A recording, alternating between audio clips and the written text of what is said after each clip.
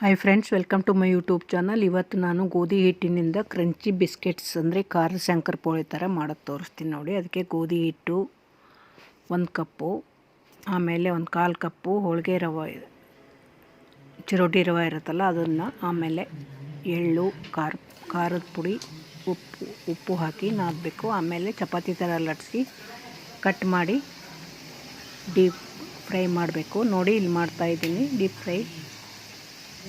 ತುಂಬ ಚೆನ್ನಾಗಿರುತ್ತೆ, ಗರಿ ಗರಿಯಾಗಿ. ನೀವು ಮಾಡಿ ನೋಡಿ, ಮಕ್ಕಳಿಗೆ ಕೊಡಿ, ತುಂಬ ಚೆನ್ನಾಗಿರುತ್ತೆ. ಮಕ್ಕಳು ಕೂಡ ಇಷ್ಟಪಟ್ಟು ತಿಂತಾರೆ. ನೀವು ಬೇಕಾದರೆ ಗೋಧಿ ಹಿಟ್ಟು ಬೇಡ ಅನ್ನೋರು ಮೈದಾ ಹಿಟ್ಟು ಹಾಕ್ಕೋಬೋದು. ಮೈದಾ ಹಿಟ್ಟಿಂದ ಕೂಡ ತುಂಬ ಚೆನ್ನಾಗಿ. ನೋಡಿ, ಈಗ ಟೇಸ್ಟ್ ನೋಡ್ತೀನಿ ನಾನು. ಗರಿ ಗರಿಯಾಗಿದ್ದಾವೆ, ತುಂಬ ಚೆನ್ನಾಗಿದ್ದಾವೆ. ನೋಡ್ತೀನಿ.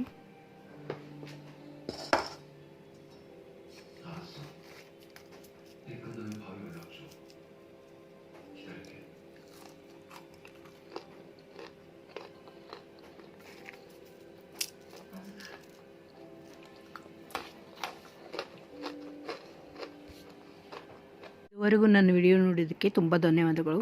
ನನ್ನ ಚಾನಲನ್ನು ಸಬ್ಸ್ಕ್ರೈಬ್ ಮಾಡಿ. Thank you.